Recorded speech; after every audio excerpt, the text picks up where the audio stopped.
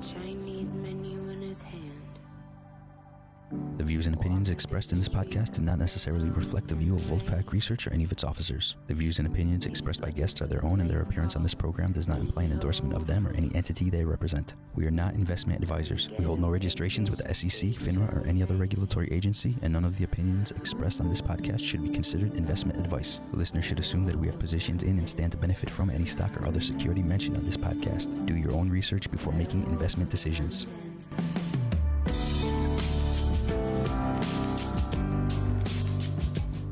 Welcome to the Wolf Den, ladies and gentlemen. I'm Dan David here with you on I Hung Up on Warren Buffett podcast. Joining us from the Wolf Pack today is Carl the Sound Guy. Ever present, always here to make a mistake. But when he does today, he will get schooled by none other than Professor Alan Dershowitz. Probably needs no introduction, but I'm going to give one anyway. He is known for his work in U.S. constitutional law and American criminal law.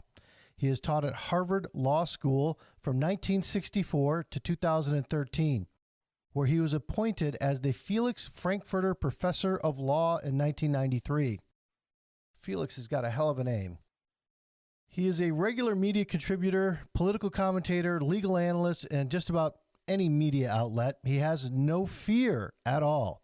All the media outlets, he goes to them. Professor Dershowitz is known for taking high-profile and often unpopular cases and clients.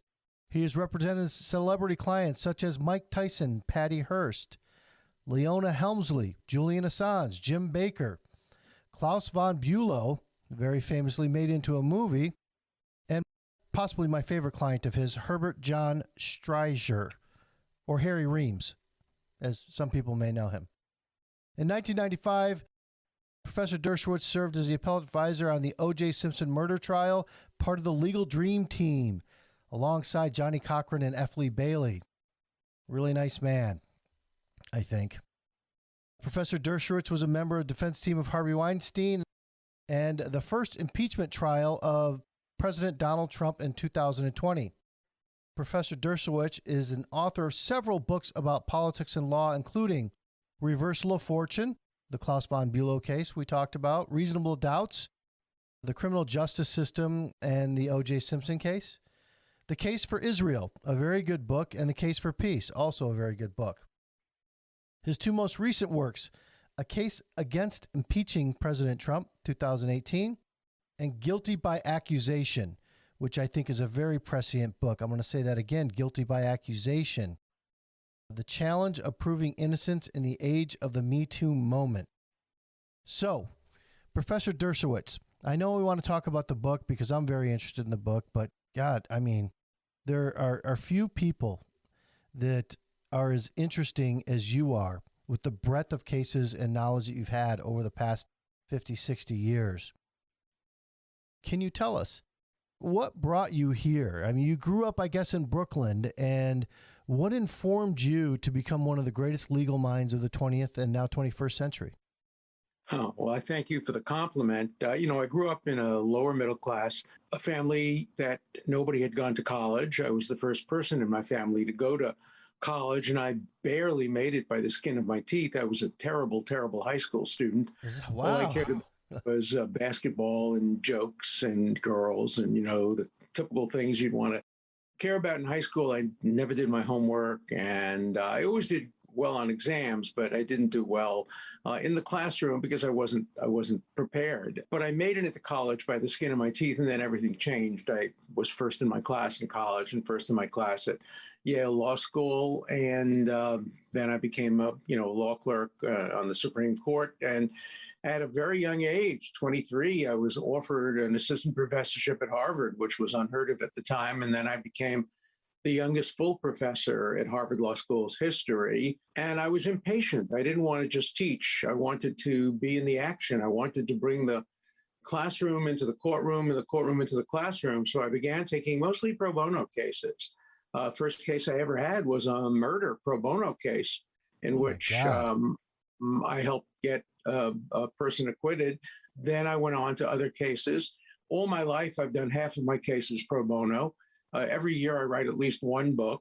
And I'm up to, I think, 47 now, 47 books. One coming out very soon called The Case for Colorblind Equality in the Age of Identity Politics. And then I just agreed to write a new book on the case for vaccine mandates, where somebody else is writing a book, The Case Against Vaccine Mandates. So I try to be current. I try to write short, punchy books that deal with current subjects. I've also written, longer books about enduring subjects, right from wrongs, a secular theory of the origin of human rights. I've written scholarly works and more popular works, and I like to divide my time among consulting in complex cases, half of them pro bono, and writing books and being a public intellectual. And that's why I'm on your wonderful podcast. Well, thank you. I'm not sure how wonderful it is. You haven't heard Carl kick in yet. There's a bit to unpack there. Unheard of to be 23 years old and asked to be on the faculty of Harvard. How does that just happen? I mean, is there a draft process where you're the number one pick? Well, it is interesting. I essentially was the number one draft choice. I was first in my class at Yale. I was editor-in-chief of the Yale Law Journal. I had been already selected to be a law clerk, and every single major law school in the country went after me. I got offers from Harvard, Yale, Columbia, Chicago, Stanford, every school. So I was essentially the number one draft choice. But that contrasted very much with law firms. At the same time, I was applying to law firms, Wall Street law firms, and I applied to 32 of them. Every single one of them turned me down, and only one of them gave me an interview. And the reason, obviously, was because I came from an Eastern European Jewish family, and there was an apartheid system of law practice in New York, also in other cities around the country. And, there were Jewish law firms, and there were Protestant law firms, and a couple of Catholic law firms, maybe a very tiny number of Black law firms, and maybe an infinitesimally small number of women's law firms. But if you were Jewish, you couldn't get a job on Wall Street, unless your name was Morgenthau or Lehman, unless you could bring in banking clients and things of that kind. If you were an ordinary Jewish kid from Brooklyn, as my people like to say, forget about it. So I couldn't get a job on Wall Street, but I couldn't get anything but offers from the best universities in the world. That's interesting, because a lot of the Wall Street firms were run by people of the Jewish faith. Not the law firms. Interestingly enough, Goldman Sachs and others were Jewish-oriented banker firms, but they didn't do anything. They hired the WASP firms to defend them, and they didn't push to get more Jews to work on these firms. It was the appointment of Jewish judges and the civil rights movement that pushed the big fancy law firms ultimately into hiring Jews, first on a quota system, small number of them, and then universally. So now many of the biggest law firms with the waspiest of names have managing partners who are Jewish, leading partners who are Jewish. So it's changed dramatically, and apartheid has ended in our legal system. Well, it just shows you how far we've come. When people think about it, we interviewed Dr. Martin Tuppy a couple weeks back, and we talk about how bad things are all of the time. And when you look back in history, you can see this kind of institutional racism and bigotry was common. Oh, yeah. Well, we do not today live in a systemically racist country. And anybody who tells you that is not telling you the truth. Our country is not systemically racist. It is systemically anti-racist. The systems are all directed against racism. There's still plenty of racism, mostly from the bottom up, not from the top down. But we are not a systemically racist country. In 1960, we were a systemically racist, a systemically anti-Semitic, a systemically before 1960, anti-Catholic country. Obviously, that may have ended with the election of John Kennedy. But we were a systemically bigoted country in the 1920s, 1930s, and 1917, 18. They closed the doors to immigration to many of the Central and Eastern European countries, we were systemically racist, systemically bigoted. We are not systemically racist today. There are those on the hard left who would make us systemically racist by imposing identity politics on us, by saying the only criteria for getting certain jobs are race or gender or identity.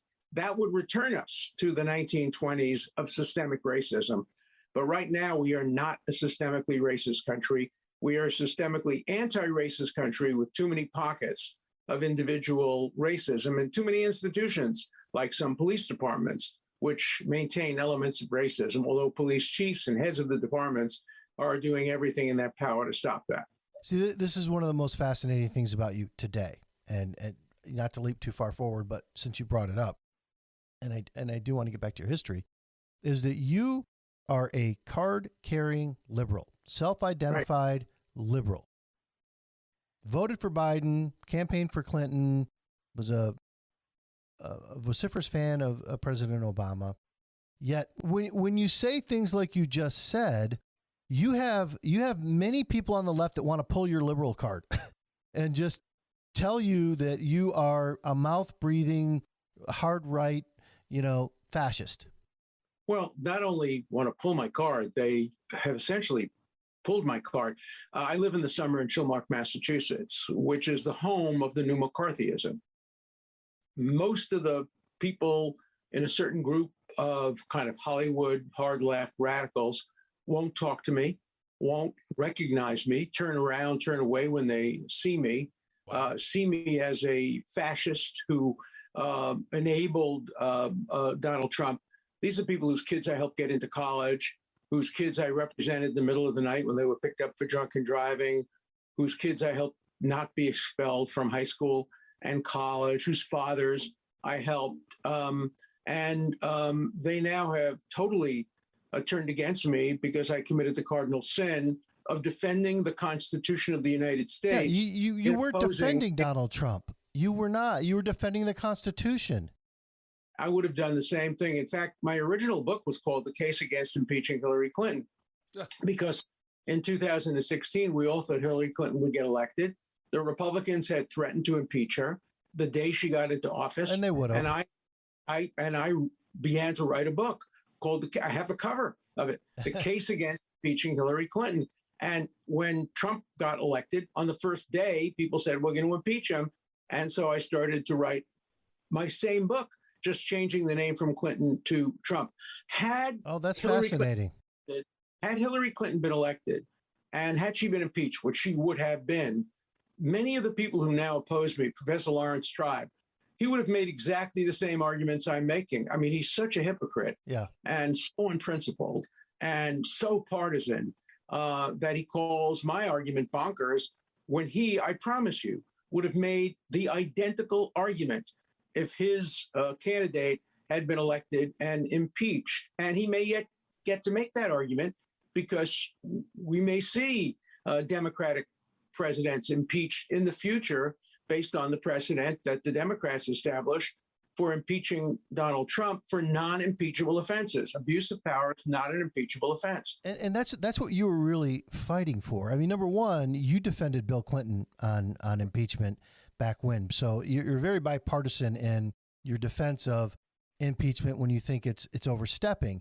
But essentially you're saying, look, for those of you who want to impeach this guy because he's not your guy, what about when it is the woman or the president that you want to be president, and they use the same precedent to impeach this person? Are you going to be cool with that?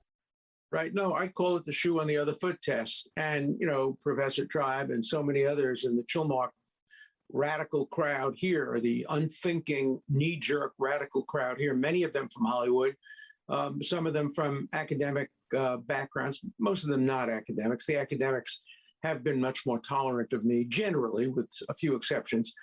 They would have made exactly the opposite arguments. They don't care about principle.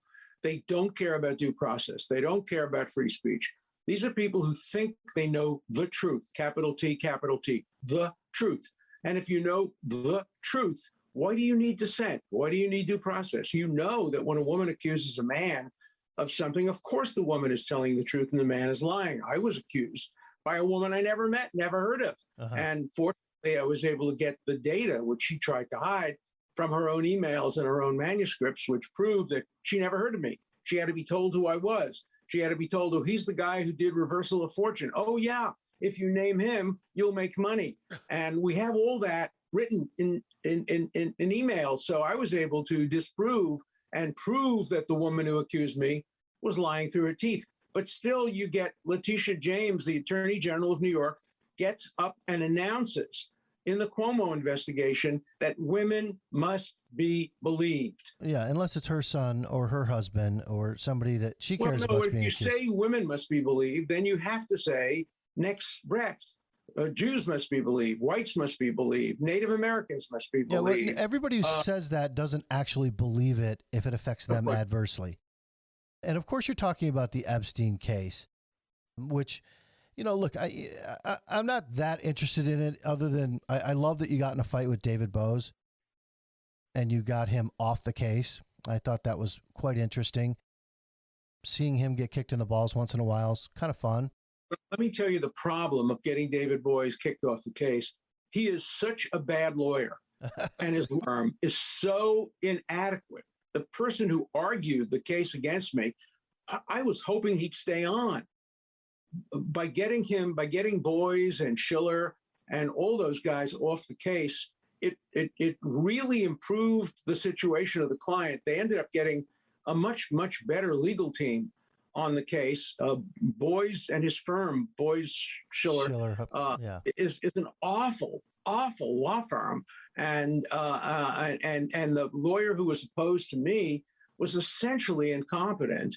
And I have mixed feelings about whether we gained or lost by winning the motion to get them out of the case. We had to do it because we needed to call Boies as a witness, because Boies told me in a tape-recorded conversation that he knew that she was wrong, simply wrong, and accusing me that I couldn't have been in the places she said I was, in New Mexico, on the island, at the time she said I was there. I have him on tape saying that and admitting his own client was wrong. And I have another lawyer admitting that his client was wrong about naming other prominent people. So you know, what does he have to say under oath about that? When somebody's playing a tape and he's hearing that, what does he just start repeating his name over and over again like he's a big deal? I mean, what's his defense? What his defense is, it was out of context, that the tape was illegal. It was perfectly legal in a state where it's legal to tape. And he knew, obviously, shortly thereafter that it was recorded. He told people that. In any event, he's going to try to weasel out of it, but he's not going to be able to.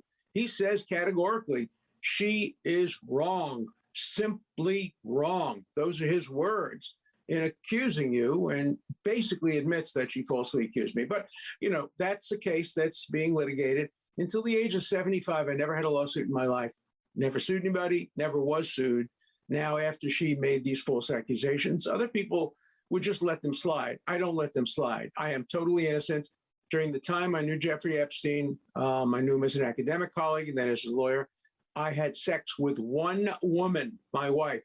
I touched him, you know, sexually, one woman, my wife.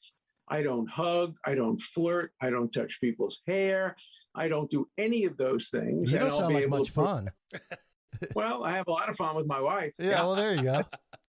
Look, this conversation, and I think that kind of covers it, right, with Epstein.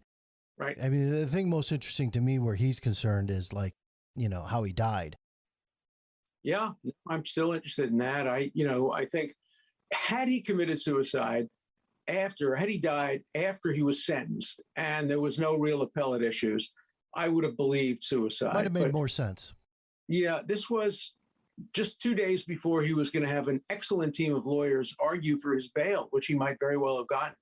And the case against him was not particularly a strong one. The suicide theory is questionable. The evidence seems to point to suicide, and I just follow the evidence. I don't have any particular knowledge about it, but it did strike me as surprising that he would take his own life at a time when he had a chance of getting out. I mean, I've never been like the Clinton conspiracy theorist, and I don't think that I am today. But when you had all those people come out when he was arrested and be like, "Oh, no, you don't, this is a Clinton thing. He's dead," and I laughed at them because I thought they were idiots. And then you find out, okay, so yeah, he's dead, and by the way, the cameras weren't working, and by the way, the two guards supposed to be watching him were sleeping. I mean, just like. That's ridiculous. And the cellmate was removed the day before.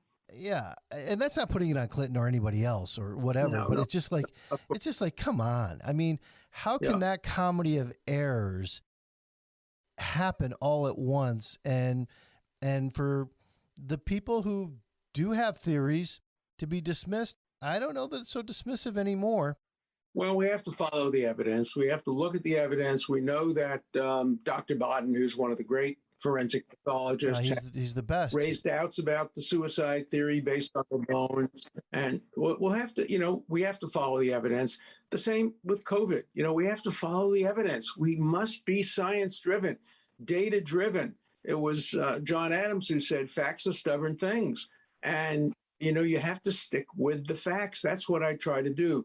I try to be non-ideological, non-partisan, fact-driven, science-driven, constitution-driven. That's been my mantra. Yeah, and you walk the walk even when you don't get invited to parties anymore. Right. All your friends are worried about. But, they have banned me from speaking at the Chilmark Public Library, which is a public library, which means that hundreds of people who want to hear me speak have been deprived of the right to hear me speak. I've been banned by the Chilmark Community Center. I've been banned by the Martha's Vineyard Hebrew Center. The Hebrew Center doesn't want me because I'm too pro-Israel, and they thought I was pro-Trump. So hundreds of people on the Vineyard who want to hear me speak have been denied that right. That's McCarthyism, and these people have been the victim of McCarthyism. And it's interesting because the Vineyard was a victim of the old-fashioned McCarthyism back in the 1950s because so many leftists lived here. And now the same leftist group, their children, their grandchildren, have become McCarthyites themselves. Yeah, it's interesting that a Hebrew group would take exception with your staunch support of Israel. And, you also happen to be, I've read, a two-state solution supporter. I mean, where it makes sense. At least one Jewish high school and one Jewish, very large Jewish synagogue have banned me. McCarthyism is spreading, and we opposed it when it was right-wing McCarthyism. We ought to be as staunchly opposed to it when it's left-wing McCarthyism. Not being Jewish myself, it amazed me when I ran for office, and we have a very, very large Jewish community in the district I was running, how divided your tribe has become between the Reform Jewish movement and the more conservative movement. And a lot of the Reform Jews I would talk to don't want to speak about Israel at all. It is not important at all. Tops of the list are like, right to choose and open borders for them and things of this nature. That's the answer to anti-Semitism. Whenever I hear anybody say the Jews, I know I'm dealing with somebody who has some bigotry because there's no such thing as the Jews. Right. The Jews is like saying the humans. 2 Jews, 3 opinions. 2 Israelis, 4 newspapers. Jews like other people, blacks, Hispanics, Italian Americans, Irish Americans, we're divided. Yeah, maybe we get together when there's rampant anti-Semitism. Even there, not so much. For example, take the Ben and Jerry issue. Ben and Jerry is anti-Semitic. Let there be no doubt about that. Ben and Jerry and Unilever, which have now decided they can't sell their products in the disputed territories in Israel, they sell their products in Belarus, the most repressive country in the world, in China, in Cuba, in Iran. Unilever violates the anti-Iran embargo and gets subordinate companies to sell to Iran. So they buy their sugar from child labor. They buy their cocoa from child labor. They're anti-union, Ben and Jerry, anti-union. They're the biggest hypocrites in the world. Ben and Jerry are both Jewish, and they're anti-Israel, and they're anti-Semitic. So what else is new? Well, I would offer this for some people, and I think it's maybe more than you may think. When they refer to the Jews and they talk about sticking together or not being so far apart on some of these social issues, I think a lot of it's just true ignorance. Oh yeah, I mean, just true ignorance. Look, if you grow up in a Jewish community like I did in Brooklyn, in Borough Park, you realize the diversity of views is so great. My grandmother, she had no hatred toward African Americans, no hatred toward Italian Americans. All of her hatred was directed at other Jews. I remember I was trying to go out with a young woman down the block from me, and my grandmother called me in. My grandmother was an immigrant from Poland. She says, "With them, we don't go out." I said, "What are you talking about?" She's a Hungarian Jew. We're Polish Jews. We don't go out with them. I said, "Grandma, I'm going out with them, not you." "Oh, no, not in our family. In our family, we can't do that." There was a tremendous amount of animosity within the Jewish community. I know that's true among my friends in the Italian community. If you're Sicilian and if you're from Milan, there are. Oh, I hear it all the time. Yeah. So you shouldn't ever group people together. The same thing with women. The woman's approach. That's so insulting when you say the women's approach. Women approach matters so differently. The Black approach. Nonsense. Every different group has components within it that make up their own minds. Look, the goal is every individual should make up their own mind. None of us should be regarded as part of a group think about anything. Yeah, I think you imbibe that, and the only thing that you hold fast and next to your chest, really, besides your love of your people, is the Constitution, and you refuse to allow people to read words into it that aren't there. Yeah. It's the Constitution, it's civil liberties, it's the rule of law. That's what I've devoted my life to. Even when you don't agree with it. Even when you don't agree, you don't necessarily agree with the Second Amendment. You're pro gun control, but you've said, look, even though I'm kind of pro gun control, you can't read words into the Second Amendment to add gun control. We have to change it. And people just aren't willing to do it. They just want to read words into it. Well, you can't read words into it. I agree with you. But the Second Amendment does use words that I think, and the Supreme Court has agreed, will sustain some degree of reasonable gun control. Yeah. Some limitations. Obviously, nobody's allowed to own a bazooka or a nuclear weapon or a tank. Or howitzer. Howitzer, and the question is semi-automatic. Reasonable people could disagree. Of course, the framers had no idea that a gun could fire more than one round at a time. Yeah. Shotgun, maybe two. There are parts of the Constitution that require interpretation: due process, equal protection, cruel and unusual punishment. There are other parts of the Constitution which couldn't be clearer. You have to be 35 to be president. You can't be 34. And I think that the provisions for impeachment are clear as can be. Treason, bribery, or other high crimes and misdemeanors. That doesn't mean abuse of power. That doesn't mean obstruction of Congress. That means extortion. It means, other crimes that are akin to treason or bribery or criminal type behavior. If they had impeached President Trump on the ground that he engaged in extortion against the Ukrainian government, that would have been a much, much different case and a much, much more difficult case to defend.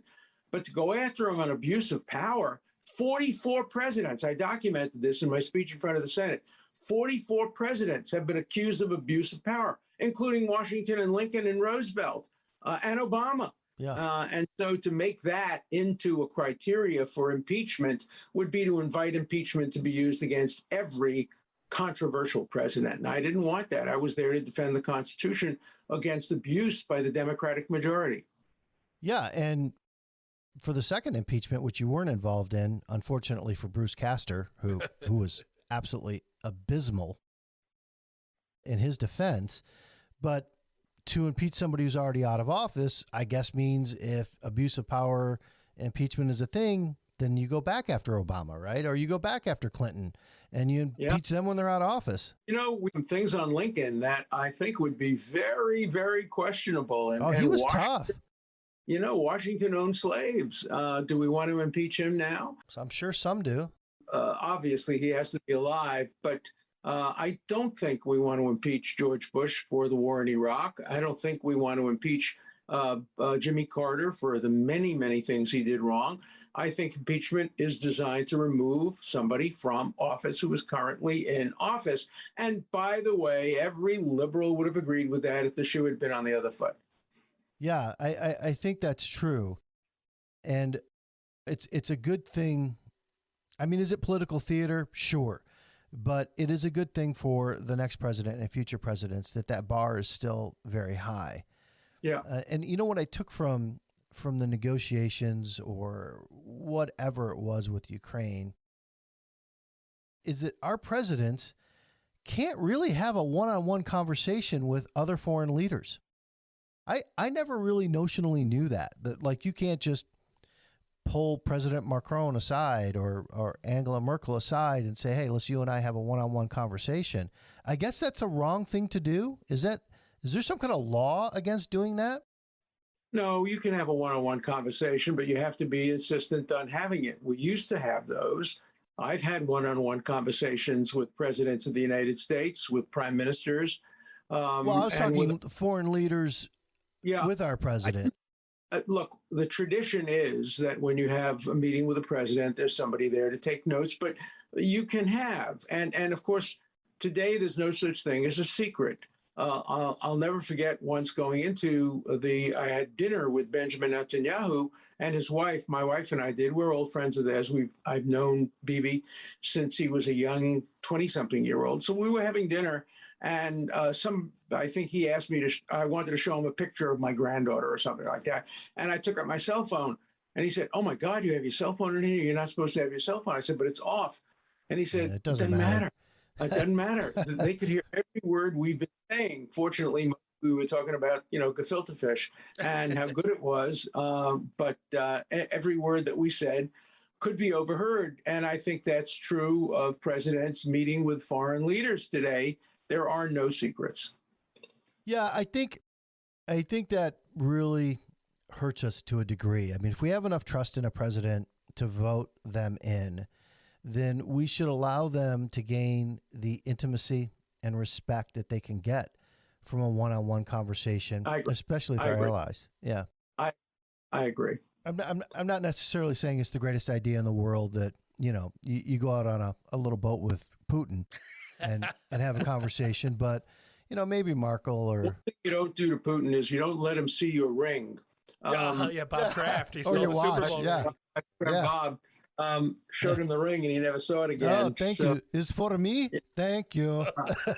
I have one of my most valuable possessions, not worth much, but my most valuable possession. I have the Brooklyn Dodger 1955 World Series ring, the only time the Brooklyn Dodgers ever won the World Series. Yeah. That was owned by Don Zimmer. And I got it at an auction. And Putin, you're not getting that. I'm not giving it. Yeah. Well, I got news for you, Professor. If he wants it, he'll get it.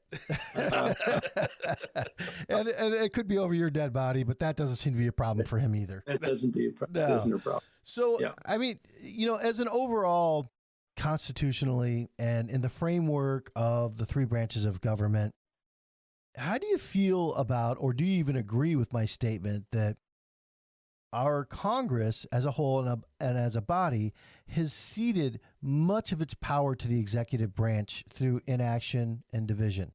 I agree with you completely. Look, there were some great things about the New Deal. Great things about the New Deal. It really saved us from communism or fascism and extremism, but at a price. And the price was building up the bureaucracy and the administrative agencies. After that, it ballooned.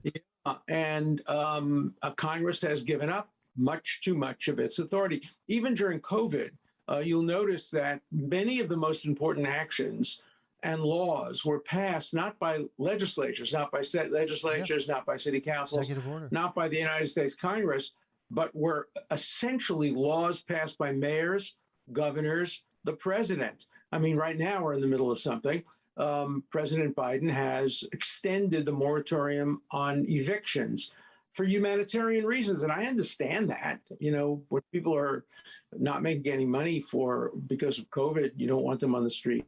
On the other hand, there's been no legislative authority to do that.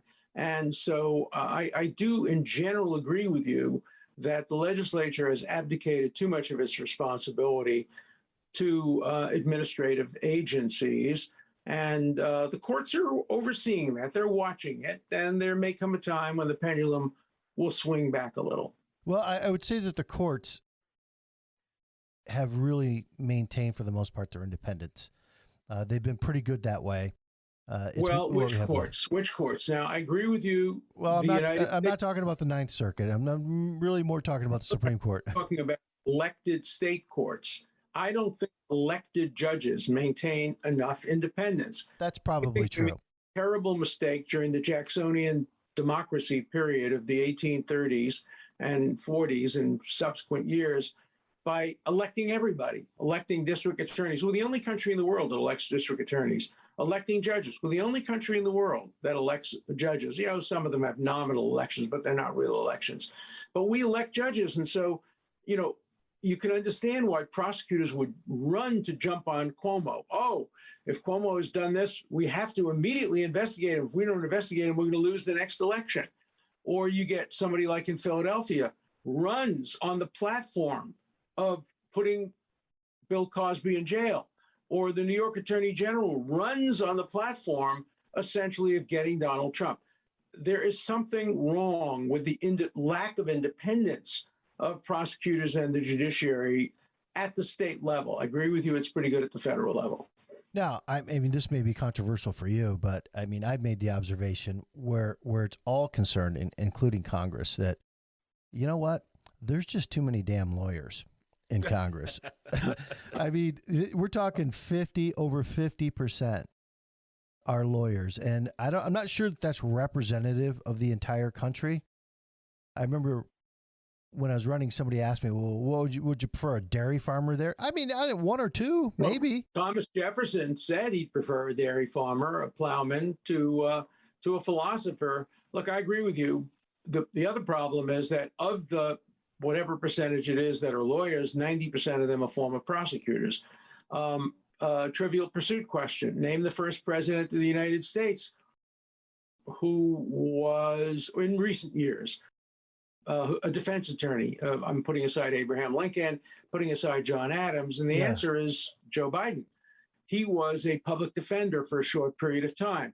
Bill Clinton was a prosecutor. Many of the others who were lawyers were prosecutors. I can guarantee you that George Jr. wasn't any of those things. I like George Jr. I thought he had great charisma. A very moral, decent, nice man, and honorable. And my experience with him were very, very positive. I know people say things about him, but I like George Jr. His father was my favorite and the most, in my opinion, underrated president in my lifetime.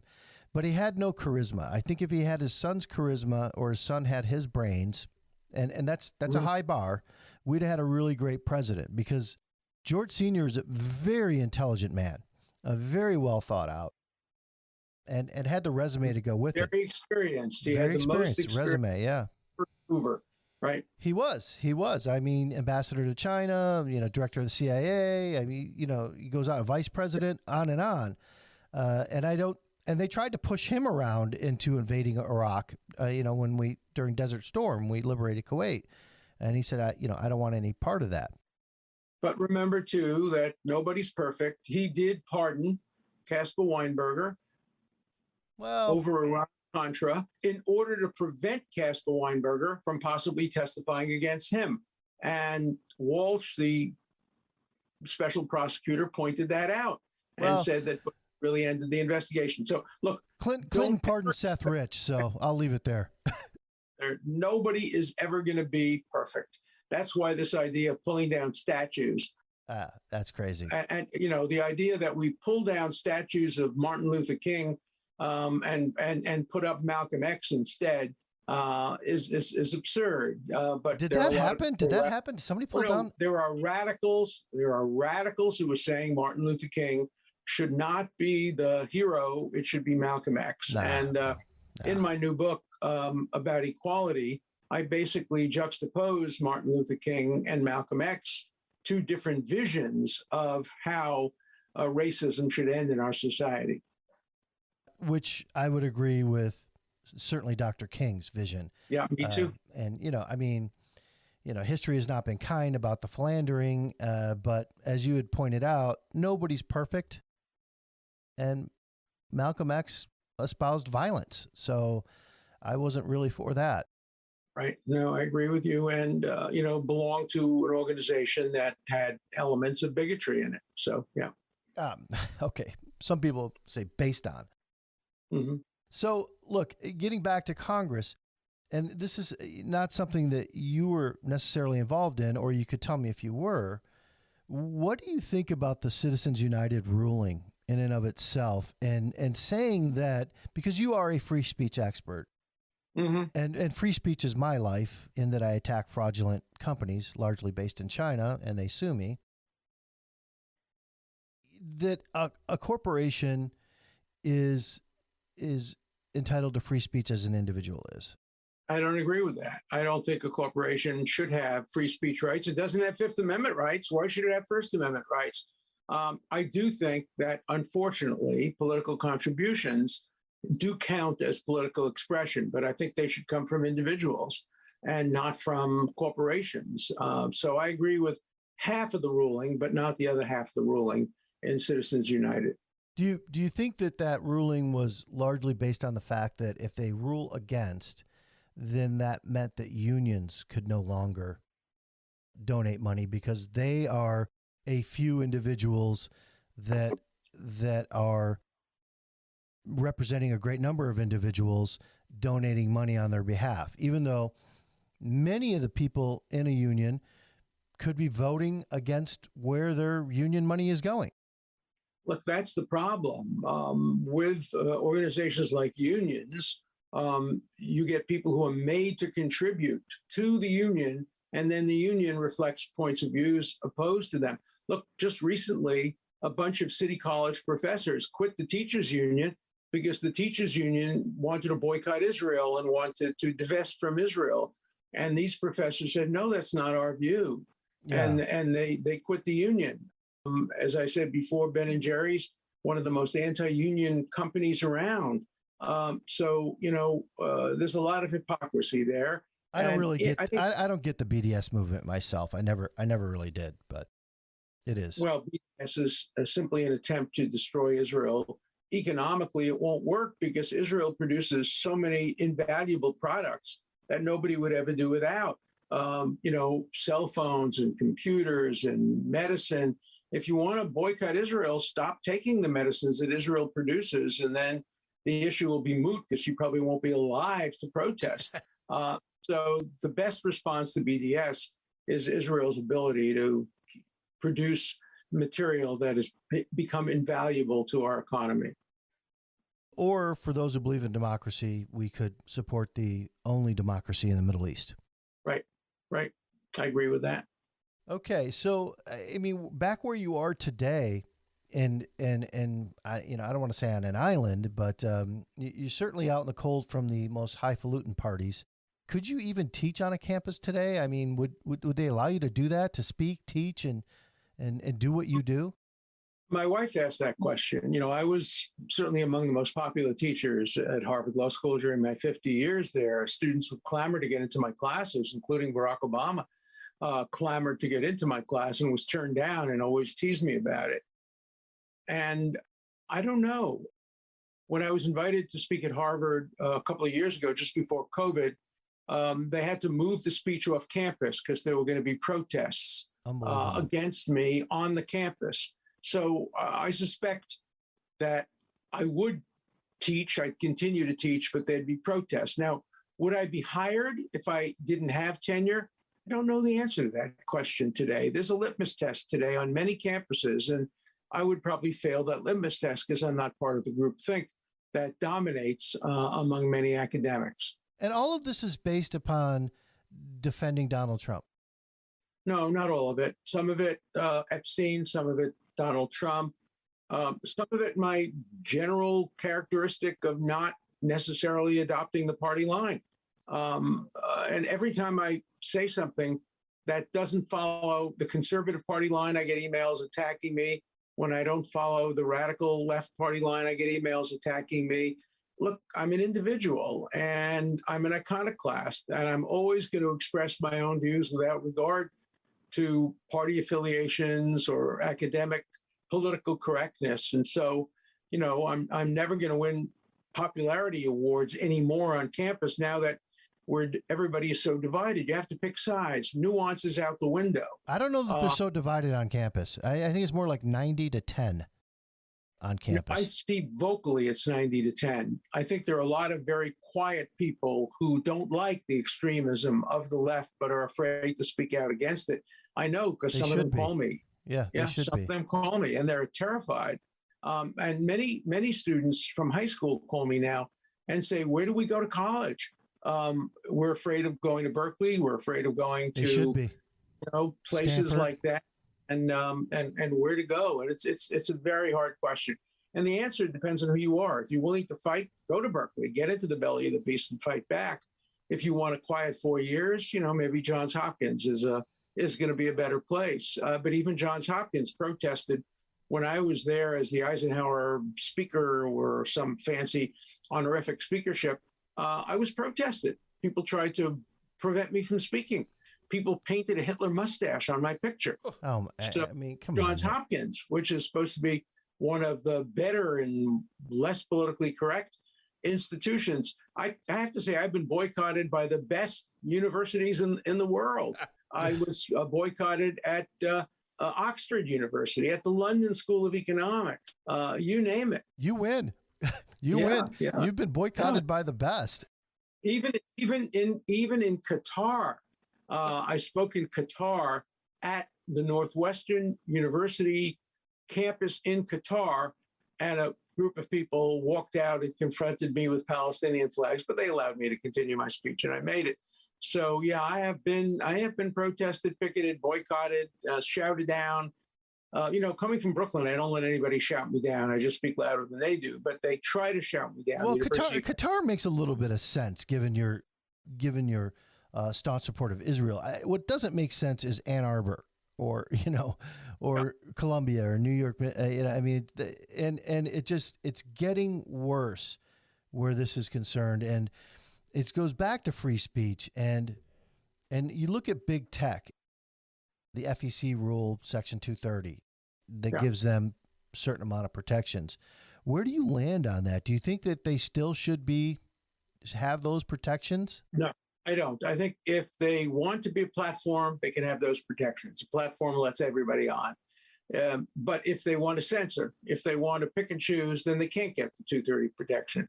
So I think we have to revise 230 and have a little box that you check off. You want to be a platform? Fine. Can't censor, and you get to have the protections of 230. You want to be a publisher like the New York Times or like your podcast? Then you don't get the protection of 230. That's a simple solution. There are some complications because even if you're just a platform, you're going to have to ban child pornography. You're going to have to ban certain kinds of things, and things go up. But you could have like 14 days to take it down. And if you don't take it down after 14 days, if you don't take it down, you can be in trouble, obviously. But if you do take it down, maybe you lose your 230. There are complications, but there are ways of addressing the problem. One thing that we know is that Facebook and Twitter and YouTube should not be able to pick and choose who is on their platform and at the same time get the benefit of 230. Yeah, and do you see them as monopolies today? Because I'll tell you, the benefit of 230 that Twitter has, you will see it in action when I put out your podcast and they slow down my algorithm. That will happen. Yeah. Well, it's a triopoly. It's not a monopoly. It's 3, and maybe it'll soon be 4 or 5 or 6. I much prefer to see competition occur in the marketplace of ideas. I don't want to see the government regulating speech, but there are elements of these 3 giants that are monopolistic, and can be dealt with and are being dealt with by some European countries and some states under the antitrust laws.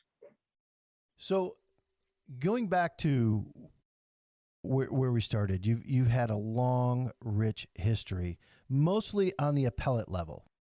Right. Somebody's guilty and everybody's convinced they're going away forever, and you swoop in, and you actually have a very high winning percentage here. We do. Yeah. What's the most interesting case you had? I mean, I guess you've got Von Bulow out there, which was interesting, and there's that Norman Mailer story about like. Oh, yeah. No, those were all interesting. The most interesting case I ever had didn't involve an appeal. Well, kind of an appeal. It involved a man named Anatoly Sharansky, a Soviet dissident. He eventually moved to Israel and changed his name to Natan Sharansky and became a minister in the government. And for 8 years, I worked with Erwin Kotler, a great lawyer from Canada, to try to get him free. And we used every available means at our disposal, economic, diplomatic, political, everything.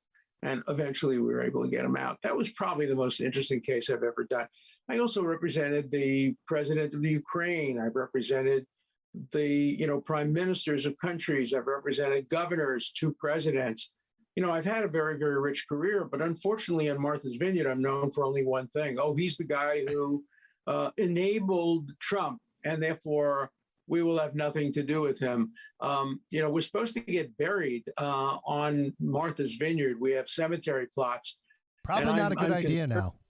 No, I'm concerned that my tombstone will say he defended Donald Trump, and that's all that people will remember about me on Martha's Vineyard. Well, you know what? Screw him, Professor. Why don't you just put it on the tombstone yourself? Yeah, it was me. I did it. That should be, yeah. I'm guilty. I did it. Just do that. Yeah. Guilty as charged on your tombstone. Yeah. There you go. Okay. That'll fix them good. Yeah. Okay. Those are interesting to you. I'm not sure why they're interesting or why that was interesting. I mean, everybody wants to know more about, obviously, OJ and what's happened behind there. Well, I'll tell you a story of it. Okay. So my friend Bibi Netanyahu gets elected prime minister of Israel in, I don't remember, 1996 or something like that. He's a Philly kid, by the way. He's a Philly kid. Yeah. Well, yeah, he went to Philly High School, right? So we're in Israel at the time. And so Bibi calls and says, come over to the office, schmooze a little, say hello, take some pictures, bring your wife, bring your daughter. So I bring my wife, I bring my daughter. And we have some schmoozing and pictures. And then he takes me into his private little inner sanctum, which is protected from all kinds of wiretaps and bugs. And he says, Alan, I need to ask you a question. And I thought it would be about Iran or about two-state solution or something. Way more important. He says, Alan, did OJ do it? Way more important. I said, Mr. Prime Minister, does Israel have nuclear weapons? And he said, well, I can't tell you that. I said, I can't tell you that. There you go. So well, we were even. I'll tell you what, the answer to both questions is yes.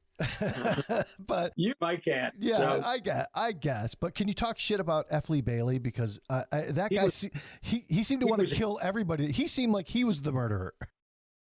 He's a great guy. He's full of life. Unfortunately, he was. Passed. Yeah. Yeah. At 80 something or almost 90.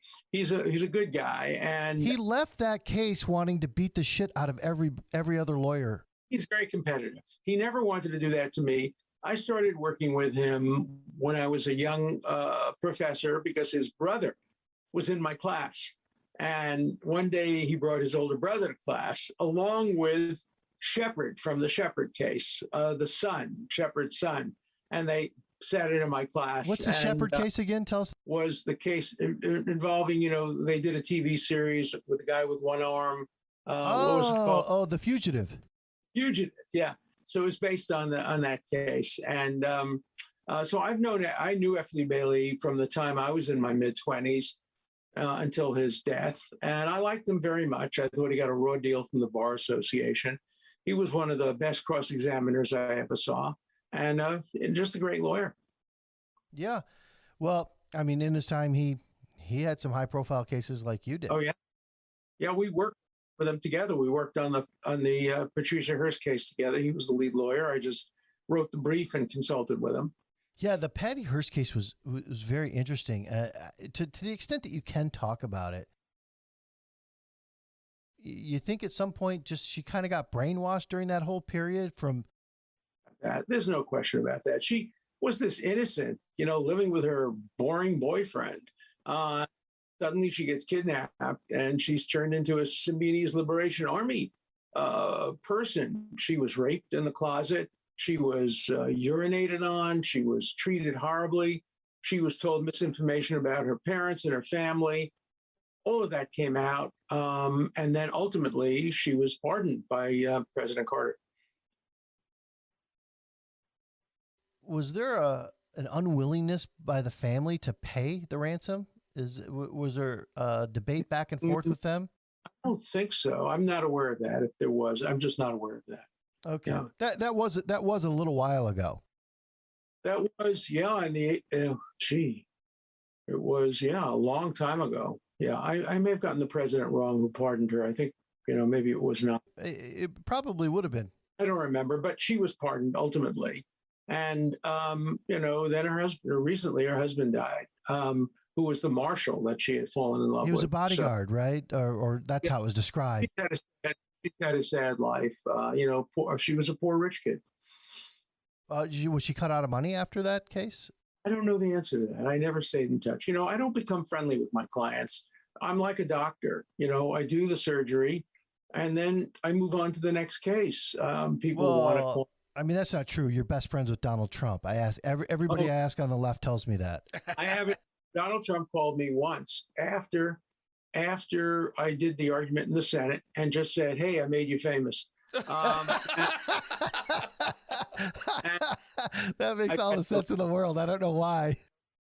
With Donald Trump, and I did have a little contact with Klaus von Bülow when he moved to England. When I went to London, I would occasionally stop by his house and say hello. Jeffrey Epstein, I terminated my relationship with him completely once I knew what he was accused of and what he had done, and I'd been his lawyer.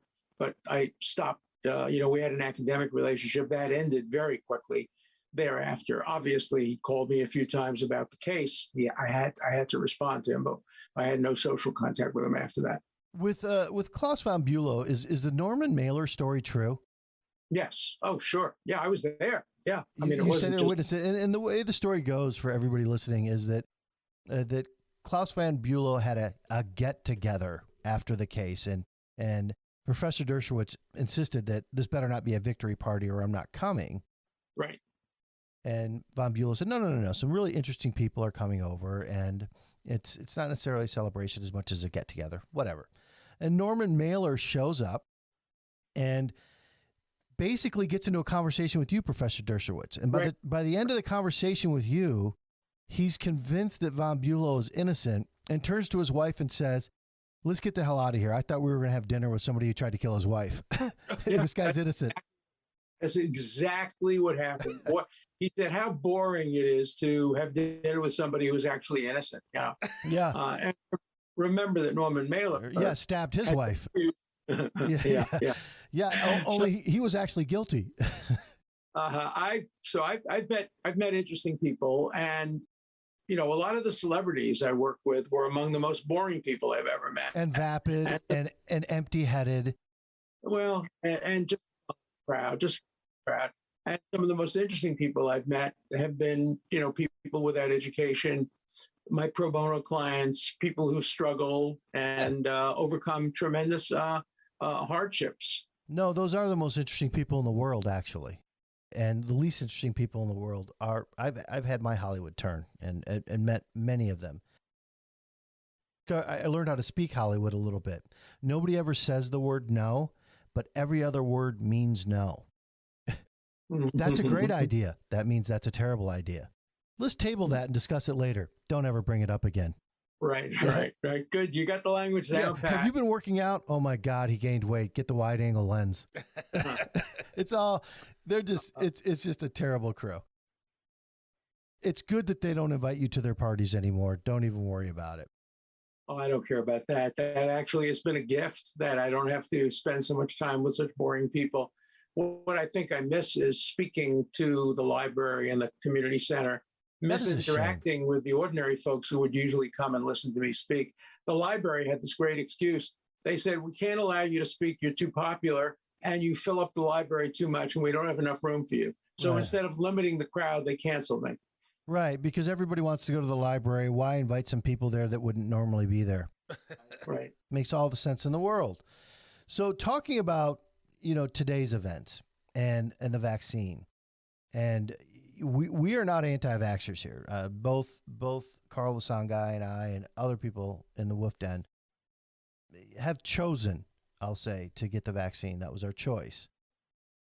And now we're hearing that you might have to present a card to have dinner someplace to prove that you've had a vaccine. Where do you come down on that?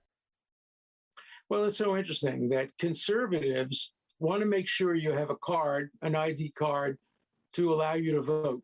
But they don't want you to have an ID card for COVID. Well, we could flip that too, right? Like liberals don't want you to have an ID card to vote, but they want you to have an ID card to have dinner. I mean, everybody is hypocritical. I think I have the right to know whether you've been vaccinated before I interact with you. I ask you, and you can tell me. You don't have to tell me because you have HIPAA rights. And you can take that as a no. Yeah, and you can take that as a no. I don't like passports. I don't like show me your papers. But we have to show papers to get on airplanes, to get into buildings today, to get into government buildings today. I carry around my, COVID vaccine. I've been vaccinated twice, and I proudly show it. Look, the less compulsion, the better. The more people are willing to do things on their own, the better. And I'm writing a book about that. So you have to wait to read my new book on the case for vaccine mandates, mandates broadly defined. And I want to do it in a calibrated way. First, I want to make sure everybody who wants a vaccine can get it and that it's available as widely as possible and free and all of that. Second, we may have to have certain people who are vaccinated. For example, George Washington required all of his troops to be vaccinated against smallpox. You give away all your rights when you join the military. I mean, like you join the military and what if you're drafted in the military? Well, I mean, you gave away your right. You got drafted. When you go overseas now in the military, you get, I don't know, like 10 vaccines of some kind. Oh, yeah. Yeah. Oh, yeah. So you don't really have a right in the military. I agree. Prisoners, they will have to also undergo that, and they have no choice. The next question is, for example, medical workers. You have a choice. You could not be a medical worker, but if you want to be a medical worker, you may have to get a vaccination, unless you have a medical reason for not getting it or a deeply held religious reason. There are always going to be exceptions. These are hard questions, and you're going to have to, since we only have a couple of minutes left on this show, you're going to have to wait for my book and call me back and do another interview when I do my next book. Well, I will do that because I want to hear more about that because it can't be an easy thing for you to write about. There's got to be some very conflicting sentiments you have. The book starts by saying, I am a deeply committed civil libertarian who opposes government intrusion into the bodies of citizens. I quote John Stuart Mill, and I talk about what a difficult time it is to have to overcome that presumption if necessary. So it's a hard book, and I like hard books. I like difficult subjects. I like nuance. I like striking balances. I don't like simple solutions to complicated problems. All right. Well, that's your next book. Let's end it with hearing about your current book. Tell us what you think, what motivated you to write this book, and why it fascinated you to the point you wanted to put pen to paper. Okay. So the current book that I just published is the case against the new censorship. Why is it the new censorship? It's the new censorship because the old censorship, we would always win because we had the First Amendment on our side. Government tries to censor, we go to court, we win. I represented Hair, the play. I represented the movie, I Am Curious Yellow. I represented Julian Assange. All of those cases involve governmental efforts to censor. The new censors are private companies. And it's much harder because they have the First Amendment on their side. Right. So for the first, we have a conflict between free speech, which they're suppressing, and the First Amendment, which they're using. And, Jefferson and Madison would be rolling over in their graves if they knew that, oh my God, these big corporations, which Jefferson didn't like anyway, these big corporations are now using the First Amendment not as a shield, but as a sword to try to suppress free speech. So that's why it's so interesting. That's why I wrote the book. It's a short, punchy book. I hope people will read it. You can get it on Amazon. And, I'm trying to write several books a year now that I'm retired from teaching. And every morning I get up and I write a few thousand words. And that prepares me for my 7-mile walk, which I like to take at the end of the day and try to keep fit. You walk 7 miles a day? Yep, 7 or 8. I try. Yeah. 7 miles a day, writes a book a day, does at least 3 shows at night, Fox, MSNBC, and CNN. The MSNBC has banned me, so it's more likely to be Newsmax. Are you kidding me? Yeah. MSNBC banned you? I MSNBC, I haven't even gotten banned from MSNBC. Yeah. You really are the man, the myth, the legend. Well, I'm going to read this book because I am a free speech advocate. Good. I'll read your next book. I really appreciate you taking the time. I hope when your next book comes out, we can talk about that because we all think it's important. And these are civil liberties we're talking about. Nothing more important, especially when you do what I do and deal with China. You can see the differences there. Sure. Love to have you back. Thanks for joining us. Anything you want to tell us or any way people can reach you or follow your work more easily? Are you on Twitter or Facebook? I'm online. There's a website and all of that. I want to end with just one plea. Do not ever eat Ben & Jerry's ice cream. Get Dove bars, other ice creams, but not Ben & Jerry's. Or use Unilever products. Or use Unilever products. Now, it's very hard not to. They have so many products, but I'm going through my closets, getting rid of my Unilever products. All right. You heard it from Professor Dershowitz. No more chunky monkey for you. Chunky monkey, by the way, has 400 calories, more fat than you ever want. And I don't think it tastes that good. That crappy banana ice cream. Come on, Dove bars are so much better. I couldn't feel worse about myself at the moment. Thank you, Professor Dershowitz. Thanks for joining us. Thanks for listening to our listeners. If you enjoyed the show, please press like and retweet. If you didn't like the show, remember, I don't care.